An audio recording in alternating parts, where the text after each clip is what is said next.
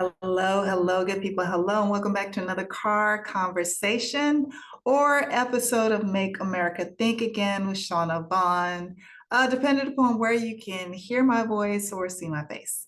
Welcome, everybody. Welcome. And thank you for subscribing to the podcast, to the channel, and invite some folks over. Invite some folks over because we've got a lot that we will be talking about apparently for quite some time. But today, I want to talk about another wonderful secret. Another wonderful secret. What could that be? So this week we learned that out of the demands from just the general public that the Epstein files be released, we learned from the Wall Street Journal that there was a letter written to Jeffrey Epstein by Felon 47. And in this letter, he drew a picture of a naked woman. Apparently there were indicators or line drawings for breast. And then in the pelvic area or the pubic area, he had drawn in his name in that area or written his name in that area. I don't know if I haven't seen the visual. So I don't know if it was multiple DJTs or it was just one DJT or full name in that area. I don't know, but apparently his name was in the pelvic pubic area, and then there were breasts. So clearly this was a woman. You can make out in this doodle that was in the letter. And then also in the letter, now this is for to Jeffrey Epstein for his 50th birthday party. And in this letter, he concludes, Felon 47 concludes this letter with, "Happy birthday. And may every day be another wonderful secret." I'm going to read that again. "Happy birthday. And may every day be another wonderful secret." This is on the same page of a doodle with a nude woman that people have reported, a nude woman or the outline of a nude woman, and Felon 47 has put his either initials or full name in the pubic area to indicate that that is the pubic or pelvic area. So what's the secret? What is the secret? What could the secret be? What's the secret, Felon 47? What was the secret that you and Jeffrey Epstein were keeping and celebrating, apparently, because you wished him many, many more days of this wonderful secret? Now, in response to this information being released by the Wall Street Journal, Felon 47 says that he's never wrote a picture in his life. That's a quote. I never wrote a picture in my life. And now we have seen proof of several doodles by Felon 47 that aren't, half bad, in my opinion, of like New York skyline and buildings and things like that. So apparently, Felon 47, you have drawn pictures in your life because these were auctioned off for various charities. So there's yet another lie. Now he has filed a lawsuit against the Wall Street Journal, asking for $10 billion with a B, $billion in damages. Now, here's the thing about publications. Here's the thing about news publications. They fact check their information so much that it cannot be checked again. Like it's broken down to where it cannot be broken anymore. They fact check because to avoid lawsuits, because they don't like to pay out their money.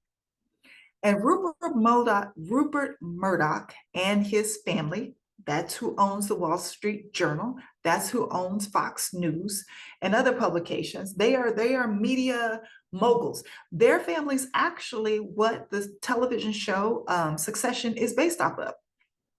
Yeah, the Murdoch family. So they want to avoid lawsuits.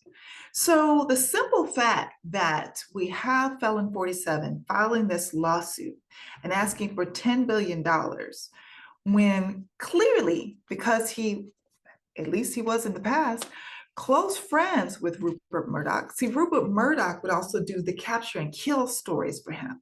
So things when he was, gallivanting around New York that he didn't want to get into the page sixes or the Wall Street Journal or wherever, he would go to Rupert Murdoch and say, hey, capture and kill this story. Just like the, what's her name? The blonde that he had paid off right before the election. That capture and kill story, Rupert Murdoch, same thing, same situation. So the Murdoch family or Rupert Murdoch would not allow this story to be printed if they did not, in fact, have not a belief, but have evidence and receipts that it was true, that it is true and factual, that this letter exists, that this drawing or this doodle exists, that his name is written on this doodle, that this sentence, happy birthday, and may every day be another wonderful secret, it exists and it's real, and it was sent to Jeffrey Epstein by Felon 47. They would not print that if they did not have the information, if they did not have the receipts. So, and you know that the Murdochs have already paid out to Dominion for their lies, the lies that were perpetuated on Fox News. I can't remember the total, but it was high millions. So, and then they had all those sexual harassment lawsuits as well. So they don't, Fox did. They wouldn't invite a lawsuit is what I'm trying to say. So they're going to be extra careful with any information they put out there. And also just the simple fact that Rupert Murdoch used to work hand in hand with Felon 47 and catching and killing these stories. And this time they said, no dice. We're printing this. We're running this. That lets you know they have verification. So also the Southern District of New York, because here's what happened. Before Felon 47 filed this lawsuit, when I say they, him, Pam Bondi, DOJ, et cetera, they said, okay, then we're going to tell the Southern District to release the grand jury transcripts. Now, here's why you still saw people being in an uproar about that. Because the grand jury transcripts are only going to include information about Epstein and Ghislaine Maxwell. And then they're going to pull out the victim's information, of course, but it's not going to have the information that MAGA is so hungry for. All the names and all the people who paid for, who traveled with, who were on that island. That's not going to be included in these grand jury transcripts. So that's why people are like, hell no, you trying to throw us some more bullshit. We don't want that. This is the bone. This is trash. This is crumbs that you're trying to give us. You're trying to feed us once again. So we will calm down. We will stop talking about it. You can get out of this news cycle and people will move on. And luckily, gladly, I'm happy, but people recognize this and they're like, no, we're not settling for that. So here's the other thing that you need to know. In regards to the lawsuit, Felon 47 is not going to want to sit for a deposition. He's not. And he's not going to want the information that would come out in discovery to be released either. So really, this $10 billion lawsuit is a farce in itself, because the things that would have to occur for this lawsuit to move forward would not be in the best interest of Felon 47. They just would not. They don't want that discovery information out there. He doesn't. And also, if he were called for a deposition, they would either try to come up with some excuse, or he's too busy, he can't do this, he can't sit for that, or he would show up like he has done in the past on a couple of them and just plead the fifth the whole time. And when you do that, that lets everybody know that you're guilty as well, because you're refusing to answer the questions. So this lawsuit in itself, this whole $10 billion is just for MAGA folks to say, oh, well, it must be true that it's a lie, because he's suing them for $10 billion, and he wouldn't do that if this was indeed true. But yes, he would, to create yet another distraction, yet another diversion for you to look over here, focus over here, and to try to satisfy this deep hunger for red meat by MAGA, when nothing's going to happen. He's not going to move forward with it. It'll be another taco moment. He's not going to, because again, he will not want the information that would come out during discovery. He would not want that released. And he also would not want to sit for a deposition. And if he did, all he would do is plead the fifth, and then we would all know he was guilty anyway. So that's a bunch of bullshit too. And who knew at the end of the day, Epstein was going to be the safe word for these people. Epstein was going to be the thing to break the spell, or put some cracks, or cause a fissure in the spell, and this cult phenomenon called MAGA. It's literally a phenomenon. I told y'all over and over, I teach this. Matter of fact, my summer school class, we are talking about cults right now, and you best believe I'm including this information. But I have never seen anything like this in real time. I kid you not. So who knew Jeffrey Epstein, or the Epstein files, was going to be the safe word, the thing the magical dust that would crack the spell, that would make MAGA people kind of wake up and like, oh, what's going on? Have we actually been lied to, or have they been lying to us this entire time? Who knew? Who knew this was going to be the word? Let me tell you this. I had even other professors. This is how it really started to click with me the other day, how profound and how big this was, and how long this had been going on. Because I forget that before this was MAGA, there was QAnon, right? And a lot of these QAnon folks just, engulfed themselves and folded themselves into MAGA. So I remember being in meetings and being on committees where I remember distinctly, like, there were two members of this one committee, other professors, and they would routinely talk about, like, when I say routinely, like every subject for them led back to human trafficking, like every single meeting we had. And I was like, I know this is an issue and a problem, but am I missing something? Is it bigger than what I actually think? And yeah, it is. But for QAnon, this has been part of their religion, their Bible, their whole purpose is to dissolve this cabal of pedophiles that they believe exist out there. And they might be right, they might be correct, but this is what they were built on. So for them to have this awakening and this epiphany that this whole administration, all these people that are connected to Felon 47, just have been feeding us a bucket of lies about this whole, about giving us these Epstein files, turning that over and revealing all these people. And now they're trying to snatch it back and say, no, we're not. That's really pissing them off. That is really pissing them off. So who knew that Epstein was going to be the thing that broke the camel's back, the pixie dust that was needed to to fracture or break through the spell that has been over MAGA. I also this week I posted something about Diddy and the connections to Diddy. So I don't know if you paid too much attention to the trial, but we learned through the trial. First of all, we learned through testimony in the Epstein case out of Florida.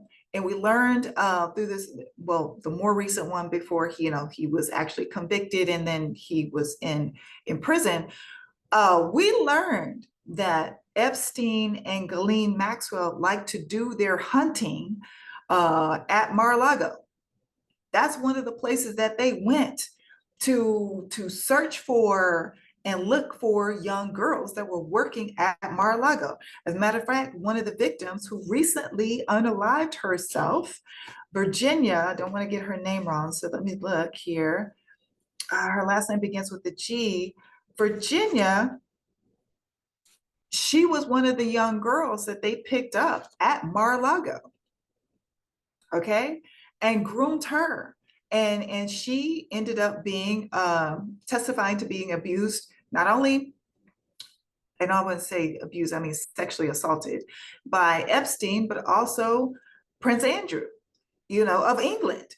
So that was one of their locations where they like to go and hunt for young girls, not women, girls. These were girls, underage girls.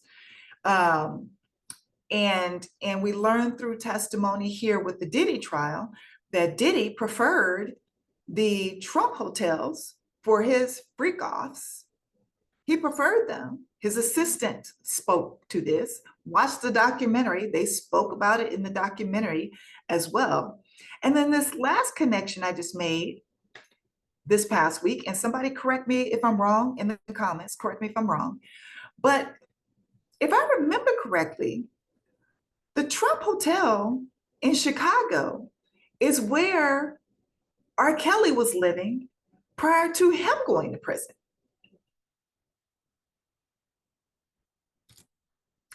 Birds of a feather prey, P-R-E-Y, together.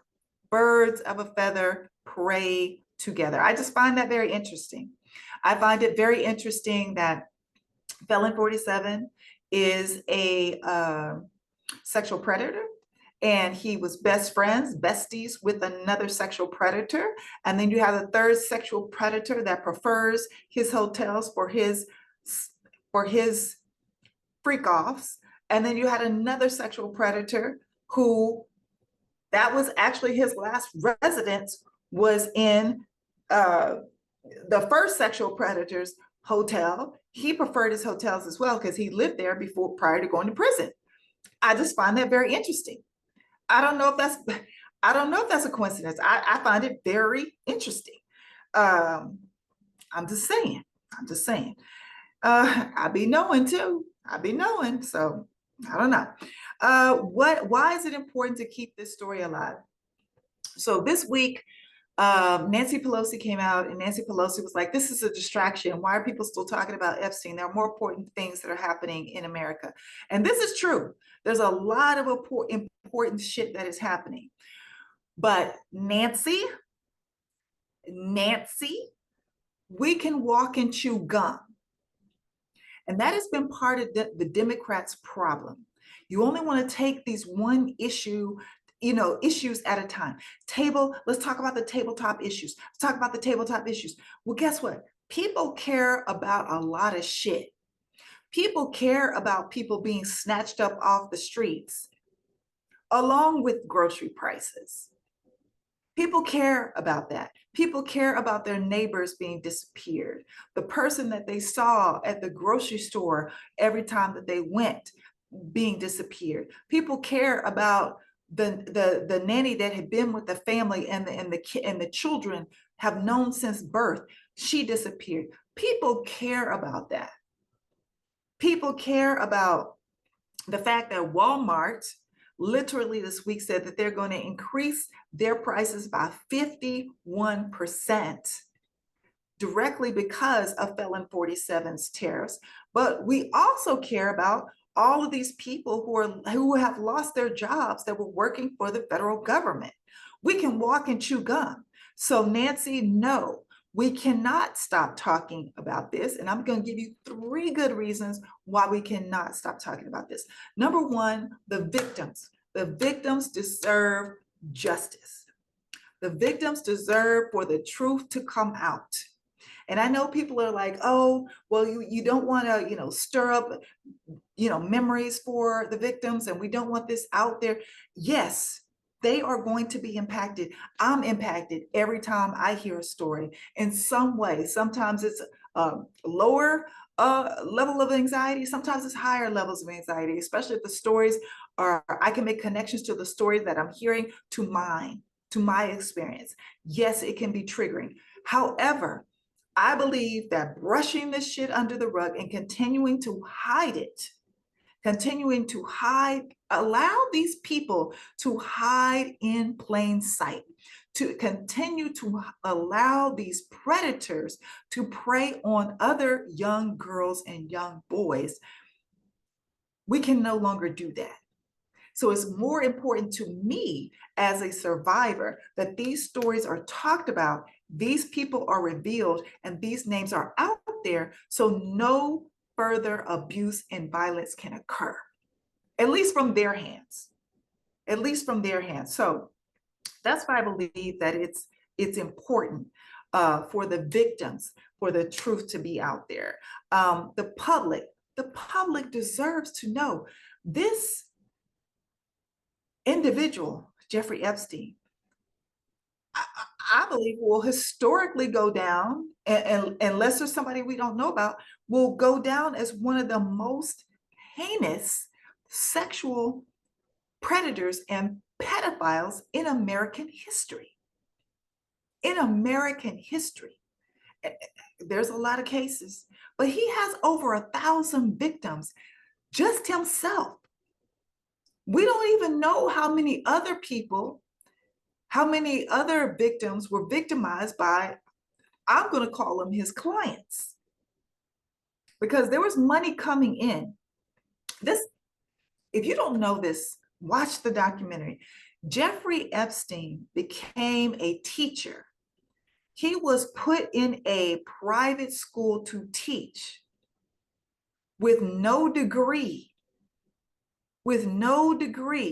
by someone, and I cannot think of the man's name right now, who served as like his sponsor or mentor. He went from being a teacher at a high school with no degree to one of the wealthiest men in America, with a freaking island, the biggest house or townhome or 3-level, not a brownstone, but a 3-level property in Manhattan, and several other homes across America. He went from that with no degree and being just a high school teacher, and I think it was only for like a year or two.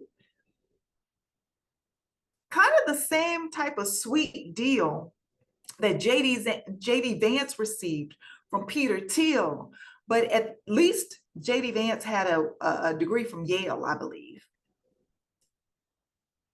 Jeffrey Epstein didn't even have a freaking degree. So he was carried into wealth. And the people behind that, what did they benefit from that? What did they get out of the sweetheart deal that Jeffrey Epstein kept receiving over and over and over? Because he received a sweetheart deal in Florida to where he could go and be free all day. He could walk out the jail every single day, the prison every day, do whatever the hell he wanted to do, as long as he came back to sleep there at night. After knowingly, they knew how many victims he had under his belt. So the public is owed, the victims are owed. And the third reason why this is critically important, that this topic continues to be top of mind for folks and we keep pushing it, is because it is cracking. It is causing cracks in MAGA. It is the thing that is breaking the spell and chipping off. It's chipping off people around the outer edges of MAGA. Now, the core MAGA, like I said, they're going to follow him to hell. We got to let those people go. But there are some people that can still be saved. There's some people who still want to be saved. There's some people that are saying, I didn't vote for this. I voted for some of this, but not all of this. And we want that to continue. We want the breaking of the spell to continue. Now, remember what I told y'all about JD Vance? Remember what I told y'all about JD Vance Heritage Foundation wanting to get JD Vance in? And I told, go back to October 6, 2024. I did a video. I talked about it in the video. I might even reposted it as a clip. But pay attention. Pay attention. Because all of this coming out, and then you got Elon Musk over here, posting information and taunting Felon 47, but he's also talking about another party being introduced to America. But JD Vance, when all this went down, hold on a second, folks. JD Vance, I gotta, hold on. All right. So JD Vance, when all this stuff started going down and people started demanding, and the letter came out, and Lawrence O'Donnell reported on this. And prior to that, for Thursday, I reposted that video of what I said about JD Vance. Okay, go back to October 6, 2024. The Heritage Foundation, JD Vance has been groomed for this. Groomed for this. Peter Thiel has carried him from college to the tech industry, where he only worked in the tech industry for a couple of years, made, made some great money, barely showing up to work according to his coworkers, made the money, moves over, runs, wins, gets a seat in the Senate, and he's only in the Senate for a year and a half, and now he's VP. Now he's VP. JD Vance on Thursday, when the letter came out and all this information, and it was, going back and forth about the letter, and Felon 47 is, oh, that's not me. I don't write about women. I don't draw pictures, etc. JD Vance publicly asked, where is the letter? Where is the letter? Show us the letter.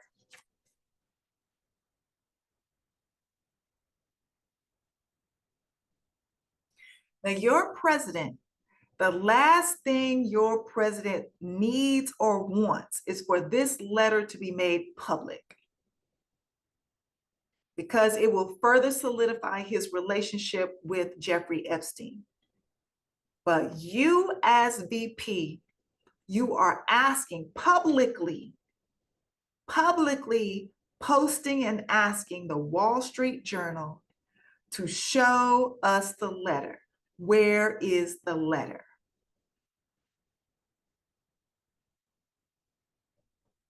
Y'all see what I'm saying? Okay. Y'all clocked that, right? Y'all clocked that. Okay. Lawrence O'Donnell, go back. He did a whole segment on, it was either Wednesday or Thursday night. Yeah, another wonderful secret. You can find it on YouTube. So yeah, there were a lot of other things that are happening this week. I'm just going to touch on those real quickly. Walmart, again, I said prices, they announced prices are going to go up about 51% starting this week because of the tariffs. The tariffs started way back when, and when I say way back when, we're only in July, but the tariffs, Felon 47 started implementing them months ago, right? So you had, companies go through this process of trying to get everything quickly, so they didn't have to increase prices on the stuff that was already in, right? But now it's caught up. Now the tariffs have caught up with the new stuff that's coming in, and the public, we're going to catch the brunt of it. So Walmart has already announced, hey, everything's about to go up. These tariffs are hitting now.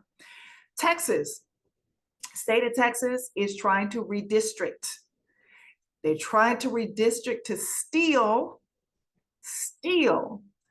4 seats, 4 House of Representatives seats from areas that are heavily populated with Black and brown citizens of Texas, Black and brown Texans. 4 different districts. They are trying to steal the seats. So by redistricting, trying to make them more heavily Republican, so Republicans will win those 4 seats. And my Governor Newsom, has an answer. His response is, well, California we can do the same. 2 can play that game. 2 can play that game. And I hope that Pritzker gets on board, governor of Chicago. I hope that governor of Maryland gets on board, governor, why is his name escaping me? The governor of Maryland. I hope that, why can't I get the governor's names? Okay, I'm gonna stop. Maryland, Illinois,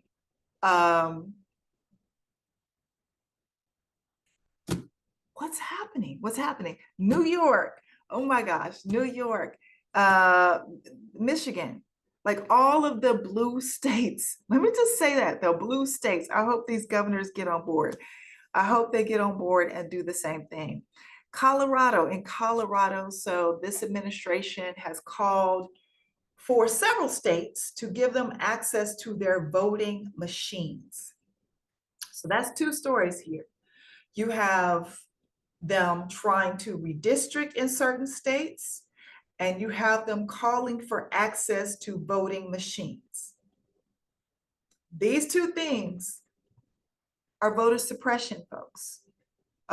This is potential voter suppression, and we really need to be pushing back against this, and we really need to be paying attention. And I want you to go back to when on the campaign trail, Felon 47 said, Christians, just vote for me this one last time. Vote for me this one last time, and you won't have to vote again. You will not have to vote again. We will fix it.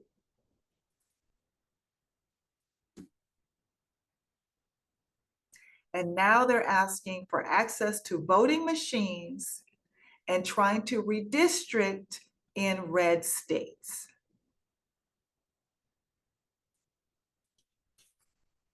All right, next thing, Amazon for guns. So Don Jr.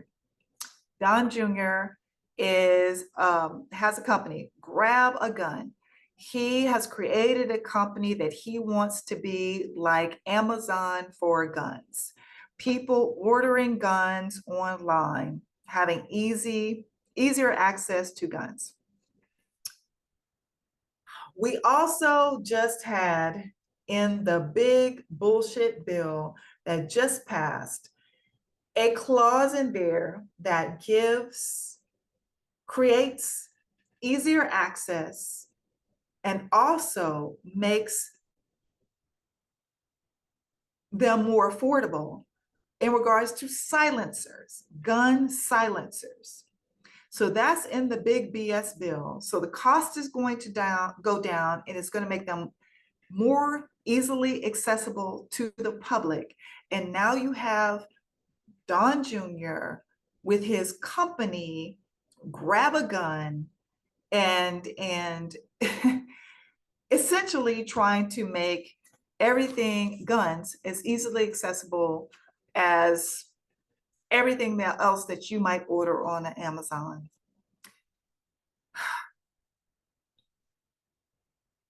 And then lastly, the canceling of the Stephen Colbert show. The canceling of that show because Stephen Colbert had the highest ratings of any nighttime show, okay? Any nighttime talk show. So the canceling of that show is a clear indicator, should be a clear indicator of the stifling of intellectual voices that are speaking out politically. Because the canceling of that show comes on the heels of Stephen Colbert opening up with his opening monologue being about the $16 million that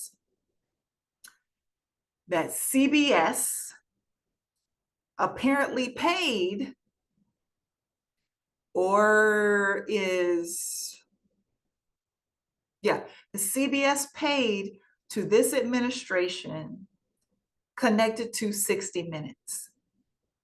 So basically what Stephen Colbert was alluding to, because there are new buyers that are looking at purchasing CBS, that this being an exchange or a bribe for Felon 47's administration to sign off on this merger or this sale of CBS to Sky something. Can't remember the name of the company right now. And Stephen Colbert spoke about that publicly. And I think, 2-3 days later, the show is canceled. Even though his show had the highest ratings of a nighttime show, nighttime talk show, it was canceled. So there you have it, folks. I know I've missed some stuff. There's been some stuff connected to like New Jersey and New York flooding that happened this week. People are still in Texas, are still dealing with and still trying to find missing people in Texas. FEMA is still going to be canceled at this point at the end of this hurricane season. We've seen more scientists are going to be put on the chopping block in regards to this administration getting rid of them, but there's so much going on. But what I want to say about this story, another wonderful secret about this story specifically, keep in mind the importance of keeping this story in the news cycle. Number one, these victims deserve justice and for the truth to come out. The public deserves to know who all was involved, because these people could be committing more crimes right now just because we don't know about them. They could be walking around in plain sight amongst all of us, continuing to commit crimes of pedophilia. And lastly, it is helping to break the spell of MAGA. It is chipping people off. It is making people more aware of the lies that the rest of us have recognized, that these people, not just Felon 47, but these people have been selling them since about 2015. 10 years. 10 years. And the thing that is doing it, that is working, because we were talking about Project 2025 until we were blue, and it did not work. People did not care. We're in the midst of it right now. So people are starting to care now, and they're starting to wake up now. But what's really hitting home for these MAGA folks, these QAnon folks, these Pizzagate folks, is the Epstein files. So keep talking about it. Do not allow them to change the narrative, because that's what they're trying to do with this fake lawsuit and this whole, we're going to release the grand jury transcripts. None of that will matter. You will not know any more information than you know today. So keep pushing for the Epstein files to be released and this wonderful secret to finally be exposed.